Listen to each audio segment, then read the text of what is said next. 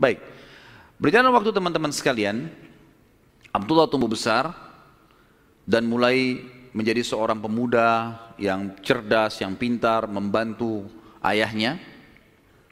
Maka oleh Abdul Muttalib dinikahkan, dan dinikahkan oleh seorang wanita yang bernama Aminah. Dan Aminah dari turunan Abdul Manaf juga, jadi satu jalur, masih sepupu dengan Abdullah. Hanya saja dari Aminah ini, dari paman-pamannya Aminah itu dari penduduk asli Madinah, dari Aus dan Khazraj, dari suku Ansar di Madinah. Maka Nabi SAW di sini memiliki jalur dari dua kota suci, Mekah dan Madinah. Pada saat sudah selesai melahirkan, baru menikah, beberapa hari kemudian ada tanda-tanda kehamilan di Aminah. Kemudian Aminah pun sempat melihat di dalam mimpinya pada saat akan melahirkan atau pada saat hamil besar, melihat dalam mimpinya ia bermimpi bayi dalam kandungannya ini menyebarkan cahaya, dan cahaya itu menyebar ke seluruh muka bumi. Sebagian athar menyebutkan sampai ke Busra. Busra ini wilayah Irak sana, wilayah Persia gitu. Dan dia juga mimpi mengucapkan dalam mimpinya kalimat u'idzuhu billahil azim min kulli syarrin wa min kulli ainin wa min kulli hasid. Wa min kulli hasid. Tidak ada kata-kata ainnya. Artinya aku berlindung kepada Allah yang Maha Agung untuk bayi ini dari semua keburukan dan iri dengki orang lain. Berjalanlah hamil tersebut. Pada saat berumur beberapa bulan, ada sebagian ahli sejarah menyebutkan sekitar 6 bulan hamilnya Aminah di Nabi SAW dalam kandungan beliau, maka meninggallah Abdullah. Maka Nabi SAW jadi yatim sebelum lahir. Setelah itu Nabi SAW lahir, yang paling banyak dinukil oleh para ahli sejarah 12 Rabiul Awal di tahun gajah.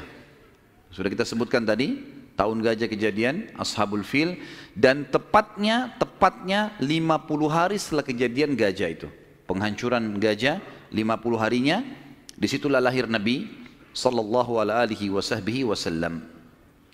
Ada yang perlu kita sebutkan teman-teman sekalian, walaupun sebenarnya menyebutkan ini bukan berarti Nabi SAW membutuhkannya, tidak sama sekali. Nabi SAW jauh lebih mulia daripada tanda-tanda ini. Tapi pada saat beliau lahir, ternukillah di Mekah, di Madinah, beberapa kejadian yang memang ahli sejarah angkat. Yang pertama, kejadian yang unik pada saat Nabi SAW lahir adalah terlihatnya bintang Ahmad namanya. Apa itu bintang Ahmad? Orang-orang Yahudi yang ada di Madinah itu meyakini kalau Nabi terakhir yang mereka tunggu di Madinah keluar itu, kalau dia lahir akan kelihatan bintang yang mereka istilahkan dengan bintang Ahmad, dan mereka mengukir-ngukir bintang itu sesuai dengan keterangan dari Taurat. Seperti itulah pemahamannya pada saat itu. Allahu a'lam tentang masalah kebenaran masalah bintang ini, tapi yang jelas kebenaran bintang itu bisa dipercaya atau tidak, karena kita dalam Islam taunya bintang nggak boleh dipercaya gitu kan. Tapi ini pada saat itu dinukil oleh Hassan ibn Thabit radhiyallahu anhu, penyair Nabi SAW. Kebetulan umurnya dia beda 7 tahun dengan Nabi SAW.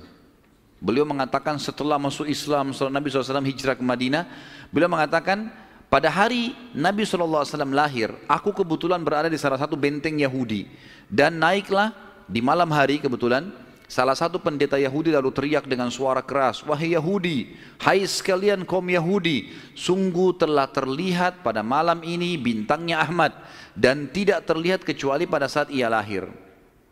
Dan menurut Hassan ibn Thabit radhiyallahu anhu, memang umurnya beda 7 tahun dengan Nabi SAW, dan pada hari itu memang hari kelahiran baginda Nabi SAW. Yang kedua dinukil oleh para ulama tentang masalah kejadian-kejadian unik adalah Nabi SAW pada saat lagi Aminah melahirkan, maka dikatakan melahirkan tanpa ada rasa kesulitan sedikit pun, jadi sangat mudah. Bahkan sebagian athar menyebutkan Aminah tidak dibantu oleh orang. Tiba-tiba Nabi SAW keluar begitu saja.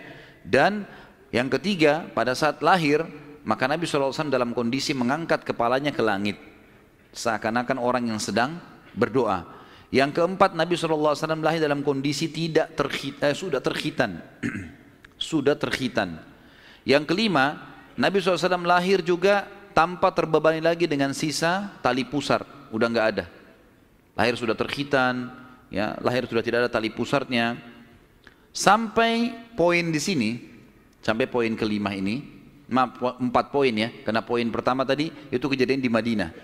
Jadi 4 poin ini, Aminah melahirkan dengan sangat muda, Nabi SAW seperti berdoa ke langit, kemudian terkhitan, kemudian tali pusarnya sudah terlepas. Maka Abdul Muttalib, kakeknya, bangga sekali datang, sangat senang pada saat itu. Dia berkata, sungguh pada cucuku atau anakku ini ada perkara besar.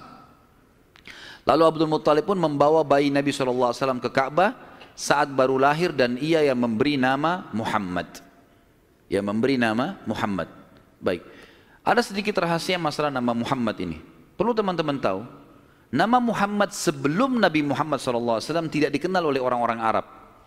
Gak ada satupun orang Arab bernama Muhammad pada saat itu, belum ada. Terus dari mana nama ini? Kok Abdul Muttalib bisa berikan nama cucunya? Ada kisahnya. Jauh sebelum lahir Nabi SAW, Abdul Muttalib pernah jalan-jalan ke negeri Syam bersama dengan 3 orang sahabatnya. Yang pertama Sulaiman bin Mujazi', salah satu kepala suku di Mekah. Yang kedua Hulayla bin Hajij. Dan yang ketiga Himran bin Rabi'ah. 3 orang ini bersama Abdul Muttalib, 4 orang ini pergi ke negeri Syam. Pas tiba di negeri Syam, ada salah satu pendeta Nasrani menemui mereka lalu berkata, kalian dari mana?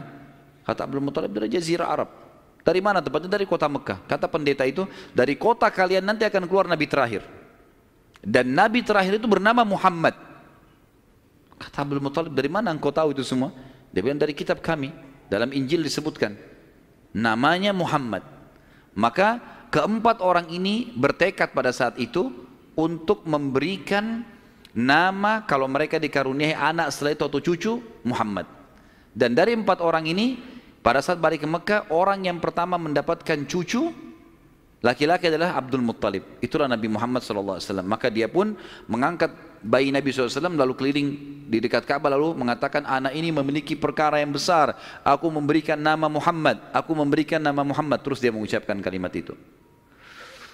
Kemudian selanjutnya teman-teman sekalian, yang keenam adalah goncangnya istana Kisra di Persia dan rubuhnya 14 teras istananya. Jadi ada teras-terasnya istana itu rubuh semua tanpa sebab, rusak semuanya. Pada saat melihat kejadian tersebut, Kisra sempat khawatir, lalu dia bertanya kepada para peramal-peramalnya lah, dukun-dukunnya segala. Maka mereka pun menjawab, goncangnya istana disebabkan karena hari ini lahir seseorang nabi, dan runtuhnya 14 teras ini menandakan terdapat 14 raja Persia, tinggal 14 orang saja. Selebihnya sudah runtuh kerajaan ini. Maka sempat Kisra bilang, 14 raja masih lama. Kalau satu raja punya 1100 tahun umurnya, berarti 1400 tahun. Tapi tanpa disadari oleh Kisra, para ahli sejarah muslim menukil, tanpa membenarkan ramalan ini ya, kita bukan membenarkan, karena ramalan itu semua kalaupun bertepatan karena mereka mencuri, syaitan mencuri berita dari langit, bukan karena mereka tahu, sebagaimana dijelaskan dalam ada hadits Nabi SAW. Dan ternyata setelah Kisra yang pada saat Nabi SAW lahir itu ada, anak-anaknya berselisih pendapat, dan dalam waktu 4 tahun saja terjadi penggantian 10 orang Kisra, mati semua, saling membunuh satu sama yang lain. Dan puncaknya yang terakhir adalah yang ke-14 meninggal di zaman Umar radhiyallahu anhu, pada saat Umar menembus wilayah Persia. Yang ketujuh, padamnya api sesembahan kaum Majus. Jadi ada api yang disembah di beberapa titik di negeri Persia. Jadi mereka buat api besar, dan api itu selalu disembah, tiap hari mereka sembah.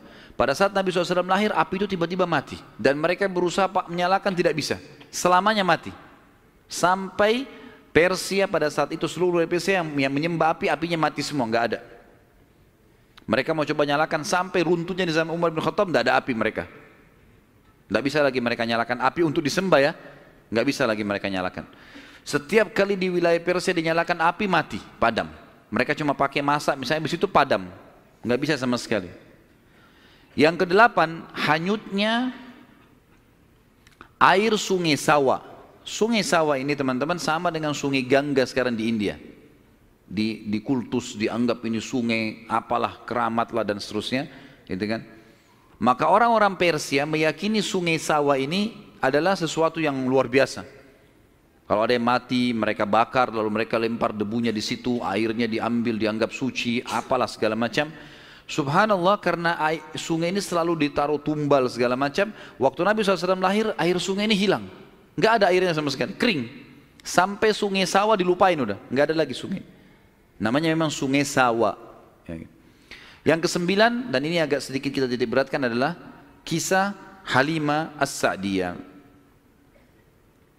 Tradisi orang Arab dulu teman-teman sekalian, terutama orang-orang Quraisy, setiap bayi lahir selalu dititipkan untuk disusui dan dibesarkan selama 2 tahun di luar kota Mekah, tepatnya di padang pasir. Ada alasan kenapa mereka titipkan anak-anak mereka ke padang pasir sama orang-orang Badui. Yang pertama, agar bahasa Arab fusha anak-anak mereka terjaga. Apa itu bahasa Arab fusha? Bahasa Arab ada 2 macam. Ada bahasa Arab fusha, bahasa aslinya bahasa Arab, dan itu Al-Quran dalam bahasa fusha. Kalau kita belajar bahasa Arab di pesantren atau di kampus-kampus, bahasa Arab yang dipakai bahasa Arab fusha. Dia punya grammar rapi. Gitu. Ada bahasa Ammiyah, yang kedua, bahasa pasar. Ini bahasanya dialeknya berbeda-beda, Mesir berbeda, Tunis berbeda, Saudi berbeda, dialek bahasa pasarnya berbeda. Ini tidak punya grammar, lebih teracak. Ya mungkin kalau dalam bahasa Inggris dari Inggris sendiri, negeri Inggris dengan dari Amerika, agak berbeda, grammarnya lebih rapi, gitu kan. Tapi kita tidak bahas masalah itu tentunya. Yang jelas orang-orang Quraisy untuk menjaga bahasa fusha, maka mereka menitipkan anak mereka ke Badui, karena orang Badui masih pakai bahasa fusha. Sementara penduduk asli Mekah pada saat itu sudah sering lalu-lalang jemaah haji. Jemaah haji ini dari berbagai wilayah. Makanya kita temukan bahasa Arab yang kalau tanda kutip ya, yang paling kacau itu bahasa Arabnya orang Mekah sampai hari ini. Karena bercampur baur antara bahasa Arab dengan bahasa Urdu, dengan bahasa Indonesia, dengan campur-campur. Jadi kalau kita ngomong sama mereka itu nggak jelas kadang-kadang. Memang orang-orang Mekah dikenal begitu, karena memang campur baurnya jemaah haji ini.